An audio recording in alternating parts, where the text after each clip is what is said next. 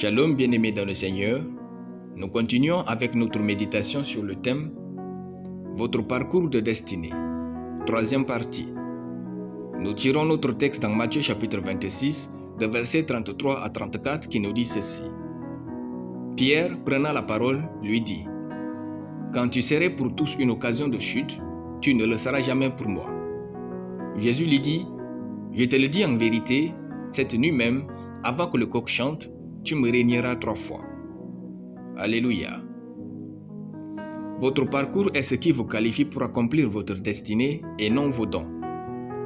La deuxième capsule que nous partageons avec vous dans cette série de méditations est « Vous commettrez expressément des erreurs qui en temps normal vous ne pouvez pas les commettre. » Dans notre verset, Pierre est comme plusieurs d'entre nous qui ont à cœur de vivre avec le Seigneur sans commettre une seule erreur.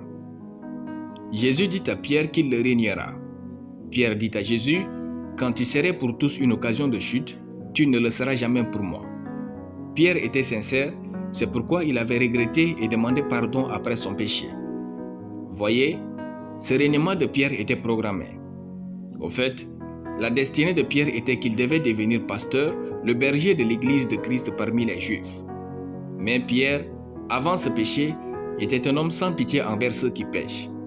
La preuve, il a coupé l'oreille de Malchus quand on arrêta Jésus. Une autre preuve, Pierre a tué Ananias et Saphira pour le mensonge.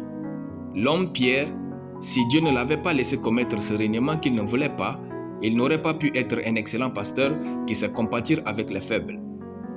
Après la résurrection de Jésus et sa rencontre avec Pierre, ce dernier accepta le ministère avec humilité.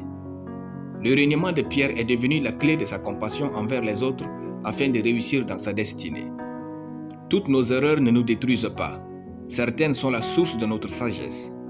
Nos erreurs permettent à Dieu de nous façonner. Dans le parcours de destinée, Dieu nous laisse commettre des erreurs qui permettent à certaines personnes de quitter nos vies et à d'autres qui comptent d'y entrer. Tous ceux qui quittent vos vies à cause d'une erreur ou d'une autre n'ont rien à voir dans votre futur. Ne perdez pas votre temps à essayer de les garder.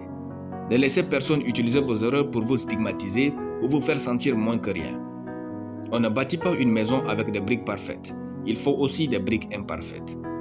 Nos erreurs permettent à Dieu de faire dans nos vies ce que nos bonnes actions ne le feront jamais.